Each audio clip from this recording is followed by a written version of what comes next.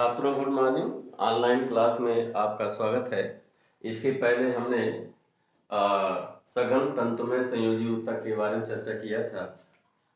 अब हम पूरे संयोजी ऊतक के बारे में जो हमने बताया था कि वास्तविक संयोजी ऊतक में जितने प्रकार का उसका वो था टाइप सभी हमने बता दिया। अब हम चल रहे हैं कंकालीय ऊतक के बारे में चर्चा करने या कंकालीय संयोजी ऊतक स्केलेटन टिश्यू के बारे में चर्चा करने। ध्यान दीजिए कि मनुष्य सहित सभी कशेरुकियों के शरीर को सहारा देने, स्थिर रखने एवं शरीर की आकृति को बनाए रखने के लिए तथा पेशियों द्वारा शरीर एवं पादों या पादकों की गतियों में सहायता करने के लिए एक दृढ़ अंतःकंकालीय ढांचा जो होता है जो एक विशेष प्रकार के संयोजी ऊतक का बना होता है, जिसे कंकालीय ऊतक कहते हैं। मनुष्य सहित सभी कशेरुकियों के शरीर को संपूर्ण शरीर को सहारा देने, स्थिर रखने एवं शरीर की आकृति को बनाए रखने तथा पेशियों द्वारा शरीर एवं पादों की गतियों की सहायता के लिए एक शरीर में एक दृढ़ अंतःकंकालीय ढांचा होता है जो एक विशेष प्रकार के संयोजी ऊतक का बना होता है, जिसे अंतःकंकालीय ऊतक है, जिसे कंकालीय ऊतक या स्केलेटल टिश्यू जो होते हैं वो कहते हैं। और ध्यान दीजिएगा कंकालीय ऊतक में इसमें भी जो होता है आंतरकोशिकीय पदार्थ इंटरसेलुलर सब्सटेंस या मैट्रिक्स की मात्रा जो होती है वो अधिक होती है। अब आइए चलते हैं कंकालीय ऊतक के प्रकार के बारे में चर्चा करने। इसके कंकालीय ऊतक टाइप्स के बारे में उसके या टाइप्स ऑफ स्केलेटन टिश्यू के बारे में चर्चा करने। तो ध्यान दीजिएगा कंकालीय ऊतक जो होता है ये मुख्य रूप से दो प्रकार का होता है। प्रथम को कहते हैं उपास्थ कार्टिलेज और दूसरे कहते हैं अस्थि या हड्डी या बोन। कंकालीय ऊतक कितने प्रकार का होता है? दो प्रकार का। There are two type of skeleton tissue. First is known as उपास्थ cartilage and second is known as अस्थि या हड्डी और बोन। अब चलिए हम चलते हैं उपास्थ कार्टिलेज के बारे में चर्चा करने। किसके बारे में? उपास्थ कार्टिलेज के बारे में चर्चा करने। आइए सबसे चलते हैं इसकी लोकेशन स्थिति के बारे में जानकारी करते हैं। ध्यान दीजिएगा उपास्थ एक दृढ़ सुदृढ़ लचीला ऊतक होता है। इसमें झटकों को या कह सकते हैं खिंचाव को सहन करने की क्षमता होती है। यह निम्न श्रेणी एवं उच्च श्रेणी की प्राणियों के भ्रूण का संपूर्ण अंतःकंकाल उपास्थ का बना होता है, परंतु वयस्क उच्च कशेरुकियों में ये केवल अस्थियों के संधि स्थल पर जो होता है उपास्थ पाई जाती है। इसके अतिरिक्त ये लैरिंग्स, ट्रैकिया, ब्रोंकाई, कान का कर्णपल्लो जो ये होता है कान का ये वाला भाग, कान का कर्णपल्लो एवं नाक के सेप्टम ये पोर्शन नाक के सेप्टम को बनाती है। ध्यान दीजिएगा फिर से आइए उपास्थ के लोकेशन के बारे में। यह एक सुदृढ़ एवं लचीला ऊतक होता है। इसमें झटकों को सहन करने की क्षमता होती है। इसमें जो है ये निम्न श्रेणी के प्राणियों एवं उच्च कशेरुकियों के भ्रूण का संपूर्ण जो है अंतःकंकाल उपास्थ का बना होता है, परंतु वयस्क उच्च कशेरुकियों में ये केवल जो है अस्थियों के संधिस्थल पर उपास्थ पाई जाती है तथा इसके अतिरिक्त यह लैरिंग्स, ब्रोंकाई, ट्रैकिया, कर्ण का कर्णपल्लो एवं नाक की सेप्टम जो होती है ये उपास्थ जो होती है वो बनाती है या कह सकते हैं इसमें जो है ये पाई जाती है। नेक्स्ट आइए इसके संरचना के बारे में चर्चा करते हैं। स्ट्रक्चर के बारे में संरचना करते हैं। ध्यान दीजिएगा इसमें जो है देखिए हमने ये प्रभासी उपास्थ या कह सकते हैं हाइलिन कार्टिलेज का हमने चित्र बनाया हुआ है। तो ध्यान दीजिएगा इसमें उपास्थ में अंतःकोशिकीय पदार्थ को जो है मैट्रिक्स को कॉन्ड्रिन कहते हैं। यहाँ लिखा भी है क्या कहते हैं? कॉन्ड्रिन कहते हैं। कॉन्ड्रिन जो होता है अर्धठोस, कुछ लचीला, पारदर्शी एवं जेली सादृश्य होता है। इसमें जल की मात्रा 60 से 80% होता है। इसमें मुख्य रूप से तीन प्रकार के जो है ग्लाइकोसेमिनोग्लाइकान्स जैसे हाइड्रोनिक एसिड, कॉन्ड्रोइटिन सल्फेट एवं केराटिन सल्फेट खुले होते हैं, जिसमें कॉन्ड्रोइटिन एवं केराटिन सल्फेट के अणु प्रोटीन से जुड़ करके प्रोटीओग्लाइकान अणु जो होते हैं बनाते हैं। कांड्रिन इसके अतिरिक्त कांड्रिन में महीन कोलेजन तंतुओं का जाल फैला होता है जो उपास्थि को दृढ़ता प्रदान करता है। कुछ उपास्थियों में जो है इलास्टिक तंतु भी जो होते पाए जाते हैं तथा कुछ में लवणों का जो होता जमा होता है। फिर से ये समझते हैं जो है उपास्थि के अंतरकोशिकीय पदार्थ या मैट्रिक्स को कॉन्ड्रिट कहते हैं। यह अर्धठोस कुछ लचीला पारदर्शी एवं जेली सादृश होता है। इसमें जल की काफी मात्रा अर्थात 60 से 80% जल होता है तथा इसमें मुख्य 3 प्रकार के जो है ग्लाइकोसेमिनोग्लाइकेन्स जैसे हाइड्रोक्लोरिक एसिड, कॉन्ड्रोइटिन सल्फेट एवं केराटिन सल्फेट घुले होते हैं, जिसमें कॉन्ड्रोइटिन एवं केराटिन सल्फेट के अणु प्रोटीन से जुड़कर प्रोटियोग्लाइकान जो होते बनाते हैं। कॉन्ड्रोइटिन में जो है या कॉन्ड्रिन में जो है कॉन्ड्रिन में महीन कोलेजन तंतुओं का जाल फैला होता है जो उपास्थि को दृढ़ता प्रदान करता है तथा कुछ उपास्थियों में इलास्टिक तंतु भी होते हैं और कुछ में जो है लवणों का जो जमा होता है। आइए मैट्रिक्स या कॉन्ड्रिन में अनेक छोटी छोटी गोल या अंडाकार गर्तिकाएं होती, ध्यान दीजिएगा यहाँ लैकुनी बना है, ये गोल जो है लैकुनी या गर्तिकाएं हैं। प्रत्येक गर्तिका में लैकुनी में कॉन्ड्रिन का स्रावण करने वाली कॉन्ड्रोसाइट कोशिकाएं होती हैं जो विभाजित होती रहती हैं और विभाजन से बनने वाली नई कोशिकाएं अपने चारों ओर कॉन्ड्रिन का जो है स्रावण करके परस्पर दूर दूर हटती रहती हैं। अधिकांश गर्तिकाओं में 1 या 2 या 4 कोशिकाएं होती हैं और कॉन्ड्रोसाइट की संख्या बढ़ने के साथ साथ उपास्थि में वृद्धि होती है। ध्यान दीजिएगा एक महीन सुदृढ़ एवं द्विस्तरीय तंतु में झिल्ली का आवरण जो है उपास्थि या कह सकते हैं अस्थियों के संधि स्थल पर उपस्थित उपास्थियों के अतिरिक्त अन्य सभी उपास्थियों पर जो होता है पेरिकांड्रियम, ये जो आप देख रहे हैं जो है यहाँ से लेकर ये पूरा ये पेरिकांड्रियम लिखा भी है। पेरिकांड्रियम नामक एक महीन ये सुदृढ़ एवं द्विस्तरीय तंतु में झिल्ली का आवरण होता है। झिल्ली के बाहरी स्तर पर ध्यान दीजिए बाहर की ओर फाइब्रस लेयर ऑफ फाइब्रोब्लास्ट, झिल्ली के बाहरी स्तर में फाइब्रोब्लास्ट एवं भीतरी स्तर में कॉन्ड्रोब्लास्ट, यहाँ भी लिखा भी है कॉन्ड्रोब्लास्ट। कॉन्ड्रोब्लास्ट कोशिकाओं का जमाव होता है और फाइब्रोब्लास्ट ही विभाजित होकर के कॉन्ड्रोब्लास्ट बनाती रहती है और कॉन्ड्रोब्लास्ट परिपक्व एवं सक्रिय होकर के कॉन्ड्रोसाइट कोशिकाएं बनती रहती हैं जिससे उपास्थि की वृद्धि होती है। पेरिकांड्रियम में अनेक तंत्रिका तंतु एवं महीन रुधिरवाहिनियां होती हैं तथा तंत्रिकाएं एवं रुधिरवाहिनियां उपास्थि में भीतर नहीं घुसती हैं, इसलिए मैट्रिक्स एवं कॉन्ड्रोसाइट के बीच जो है रासायनिक आदान प्रदान रुधिरवाहिनियों के द्वारा से विसरण के द्वारा आता है। फिर समझिए संरचना में ध्यान दीजिएगा उपास्थि के जो है आंतरकोशिकीय पदार्थ या मैट्रिक्स को कॉन्ड्रिन कहते हैं। कॉन्ड्रिन ठोस, अर्धठोस, लचीला, कुछ पारदर्शी एवं जेली सादृश्य से द्रव होता है। इसमें जो है जल की मात्रा काफी अर्थात 60 से 80% जल होता है और इसमें मुख्य 3 प्रकार के ग्लाइकोसेमिनोग्लाइकान जैसे हाइड्रोक्लोरिक एसिड, कॉन्ड्रोइटिन सल्फेट एवं केराटिन सल्फेट घुले होते हैं, जिसमें कॉन्ड्रोइटिन एवं केराटिन सल्फेट के अणु प्रोटीन से जुड़कर प्रोटियोग्लाइकान अणु बनाते हैं और कॉन्ड्रिन में महीन कोलेजन तंतुओं का जाल फैला रहता है जो उपास्थि को दृढ़ता प्रदान करता है और कुछ उपास्थियों में इलास्टिक तंतु भी तथा कुछ में लवणों का जमा होता है। आइए मैट्रिक्स में इसमें अनेक छोटी छोटी एवं गोल अंडाकार ये बना हुआ है, ये जो डॉट डॉट किया है गर्तिकाएं होती हैं। प्रत्येक गर्तिका में कॉन्ड्रिन का स्राव करने वाली कॉन्ड्रोसाइट आप जो देख रहे हैं ये कॉन्ड्रोसाइट कोशिकाएं हैं। कॉन्ड्रोकोसाइट कोशिकाएं होती हैं जो विभाजित होती रहती हैं। इनके विभाजन से बनने वाली नई कोशिकाएं अपने चारों ओर कॉन्ड्रिन का स्राव करके परस्पर दूर हटती रहती हैं। क्या है?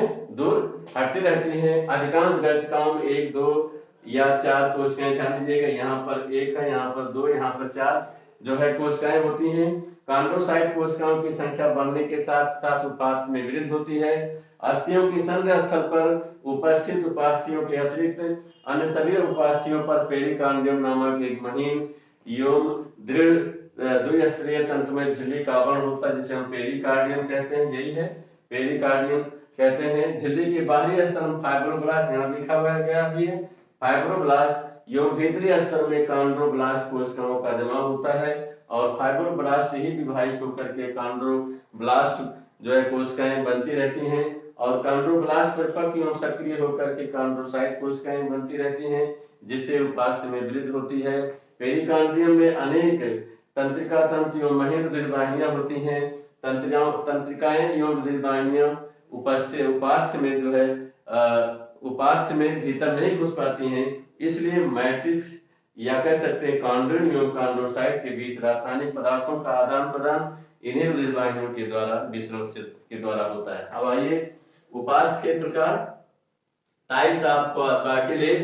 ध्यान दीजिएगा, उपास्थ जो है ये 4 प्रकार की होती है, जिसमें श्वेत तंतुमय उपास्थ, व्हाइट फाइब्रस कार्टिलेज, सेकेंड को कहते हैं प्रभासी उपास्थ, हाइलिन कार्टिलेज, थर्ड को कहते हैं कैल्सिफाइड उपास्थ या कह सकते हैं कैल्सिफाइड कार्टिलेज, और फोर्थ को लचीला तंतुमय उपास्थ, इलास्टिक फाइब्रो कार्टिलेज। तो कितने प्रकार का उपास्थ होता है? 4 प्रकार का, श्वेत तंतुमय उपास्थ, सेकंड प्रभासी उपास्थ, थर्ड कैल्सिफाइड उपास्थ और फोर्थ लचीली तंतुमय उपास्थ। ये हमने प्रभासी उपास्थ का चित्र बनाया हुआ है, जिसमें ध्यान दीजिएगा ये कॉन्ड्रिल बनाया हुआ है, ये छोटी छोटी लैगुनी है, लैगुनी अगर्तिकाएं जिनमें जो है ये कॉन्ड्रोसाइट कोशिकाएं हैं, ये श्रावण करती हैं चारों ओर और फिर दूर हट जाती हैं, ठीक है। और ये पेरिकार्डियम का लेयर है ऊपर, जो ये दोनों मिला करके बाहर की ओर फाइब्रोब्लास्ट का स्तर है और भीतर की ओर कॉन्ड्रोब्लास्ट का स्तर है।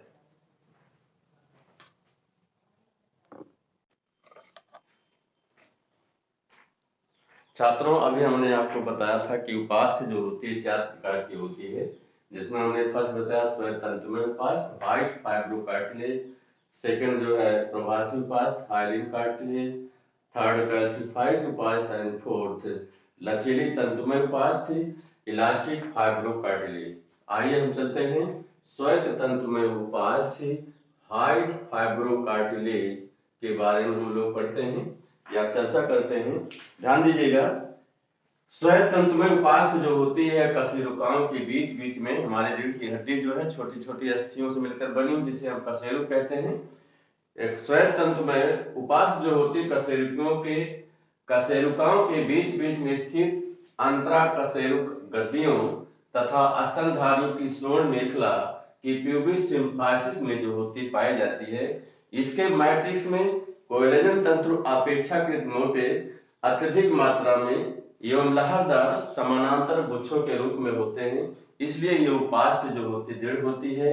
इसके ऊपर साथ ही इसके ऊपर पेरिकार्डियम आवरण नहीं, हमने बताया था उपास्थ के ऊपर जो होता है एक आवरण होता है द्विस्तरीय, जिसे पेरिकार्डियम जो है आवरण कहते हैं, पेरिकार्डियम कहते हैं, जिसमें बाहर की ओर जो है फाइब्रोब्लास्ट कोशिकाओं का स्तर होता है और भीतर की ओर कॉन्ड्रोब्लास्ट कोशिकाओं का स्तर होता है। ध्यान दीजिएगा, फिर से आइए, यह उपास्थ जो होती है कशेरुकाओं जो है कशेरुकाओं के बीच बीच में स्थित अंतःकशेरुक गद्दियों तथा स्तनधारियों की श्रोण मेखला की प्यूबिस सिम्फाइसिस में जो होती पाई जाती है। हमने बताया कि इसके मैट्रिक्स में कोलेजन तंतु अपेक्षाकृत मोटे, बहुत अत्यधिक एवं लहरदार समानांतर गुच्छों के रूप में होते हैं, इसीलिए यह दृढ़ होती है और इसके ऊपर पेरिकार्डियम आवरण नहीं होता है। ध्यान दीजिएगा, ये उपास्थ जो होती जब हम सक्रिय होते हैं, शरीर हमारे सक्रिय होती एक्टिव होती है, तो अंतराकशेरुक गद्दियां जो होती हैं, जब हमारी शरीर सक्रिय होती है गतिमान होती है तो अंतराकशेरुक गद्दियां जो होती सिकुड़ी होती हैं, परंतु जब हम विश्राम अवस्था में होते हैं या आराम के समय तो ये गद्दियां जो होती फैली रहती हैं। इसलिए रात्रि के समय सोते समय या मृत्यु के बाद हमारा शरीर जो होता है कुछ लंबा हो जाता है।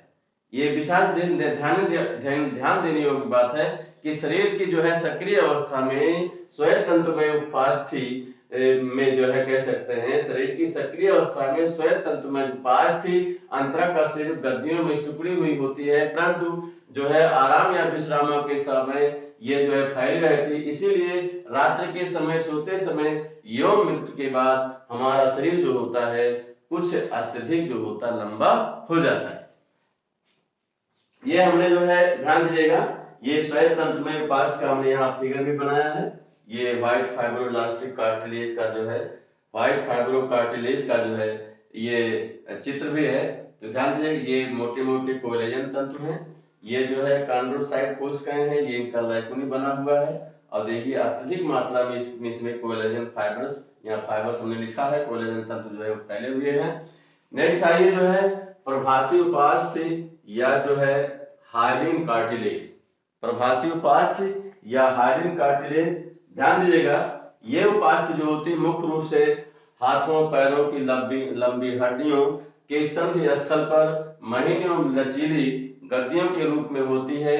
इसके अतिरिक्त यह उपास्थि जो होती है उरोस्थि या हमारे पसलियों के बीच में जो एक लंबे बक्ष भाग में मध्य में एक हड्डी होती है पतली चपटी, उसको उरोस्थ कहते हैं। इसके अतिरिक्त यह उरोस्थ स्टर्नम के कुछ भाग, श्वास नाल की दीवार के छल्ले, हाइड आर्च, लैरिंग के अधिकांश भाग एवं पसलियों के स्टर्नल सिरे जो होते हैं प्रभासी उपास्थि के बने होते हैं।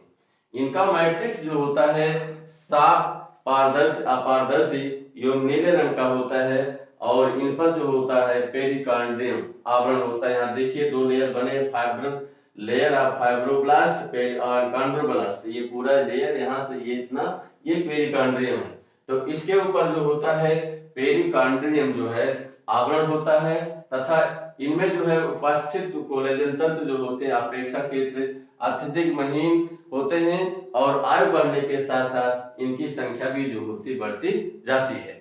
पुनः आइए फिर से चलते हैं, ध्यान दीजिए प्रभासी उपास्थि। ये उपास्थि मुख्य रूप से हाथों पैरों की लंबी हड्डियों के संधि तल पर या संधि स्थल पर महीन एवं लचीली गद्दियों के रूप में होती है। इसके अतिरिक्त यह उरोस्थि, स्टर्नम के कुछ भाग, श्वासनाल की दीवार के छल्ले, हाइड आर्च, लैरिंग्स के अधिकांश भाग एवं पसलियों के स्टर्नल सिरे प्रभासी उपास्थि के जो होते बने होते हैं।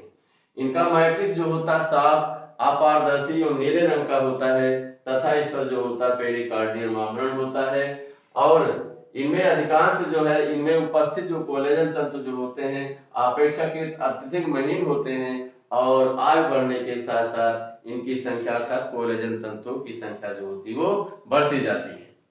नेक्स्ट आइए चलते हैं हम जो है ये कैल्सिफाइड उपास्थि या कैल्सिफाइड कार्टिलेज के बारे में ध्यान दीजिएगा। ये उपास्थि मुख्य रूप से मेढक की अंश मेखला की सुप्रास्कैपुला और स्वर्ण मेखला की प्यूबिस सिम्फाइसिस हड्डी में जो होती है ये उपास्थि पाई जाती है। कह सकते हैं कि मेढक की अंश मेखला की सुप्रास्कैपुला एवं स्वर्ण मेखला की प्यूबिस हड्डियां इसी जो है उपास्थि की जो होती है बनी होती हैं। प्रारंभ में यह उपास्थि जो होती है प्रभासी उपास्थि हाइलिन उपास्थि होती है या उसके समान होती है, परंतु बाद में इसमें कैल्शियम के लवण जो होते जमा हो जाते हैं, इसलिए जो होती है बाद में कठोर हो जाती है, जिससे इसमें लोचपन जो होता है इस उपास्थि में जो होती समाप्त हो जाता है। फिर से आइए ये कैल्सिफाइड उपास्थि जो होती मेढक की अंश मेखला की सुप्रास्कैपुला एवं स्वर्ण मेखला की प्यूबिस हड्डियां इसी उपास्थि की जो होती हैं बनी होती हैं। प्रारंभ में यह उपास्थि जो होती है प्रभासी उपास्थि होती है, परंतु बाद में कैल्शियम लवणों के जमा होने से हड्डियों की भांति कठोर हो जाती है, इसलिए इसमें बाद में लचीलापन या लोचपन जो होता समाप्त हो जाता है। नेक्स्ट आइए हम फोर्थ चलते हैं लचीली तंतुमय उपास्थि।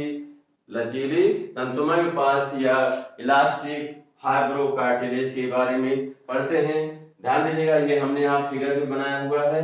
ये उपास्थि जो होती है स्तनधारियों के नाक के सिरे पर, जो हमारे नाक के देखिए यहाँ लूज होता है, स्तनधारियों के नाक के सिरे पर तथा जो है इपिब्लास्टिस जो कान के कर्णपल्लों, देखिए आपका कान जो बाहर है ये कर्णपल्लों कह रहा था, ये बहुत इसमें लचीलापन है। तो फिर से ये उपास्थि जो होती है स्तनधारियों के नाक के सिरे पर तथा इपिब्लास्टिस एवं कर्ण के कर्णपल्लों में पाई जाती है। इसके ऊपर भी पेरिकार्डियम आवरण होता है।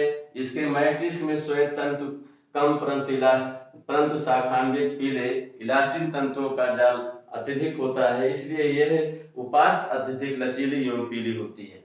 क्योंकि इलास्टिन तंतु जो होते हैं पीले रंग के होते हैं इसलिए पीली होती है। फिर से आइए लचीली तंतुमय उपास्थि। यह उपास्थि स्तनधारियों के नाक के सिरे पर तथा एपिब्लास्टिस एवं कर्ण के कर्णपल्लों में पाई जाती है। इसके ऊपर भी जो है पेरिकार्डियम आवरण होता है तथा इसके मैट्रिक्स में श्वेत तंतु कम परंतु शाखान्वित एवं पीले इलास्टिक तंतुओं का जाल अत्यधिक होता है या तंतु अधिक होते हैं, इसलिए यह जो है उपास्थि अत्यधिक लचीली एवं पीली होती है। तो ये हमने फिगर बनाया हुआ है। ये पीले इलास्टिन तंतुओं का जाल जो है फैला हुआ है। इसमें श्वेत कोलेजन तंतु की मात्रा बहुत कम है। ये जो है लखनी है, ये कानूर साइड कुछ गए हैं। तो छात्रों, हम ऑनलाइन क्लास यहाँ पर समाप्त करते हैं, इसके आगे अगले दिन चर्चा करेंगे।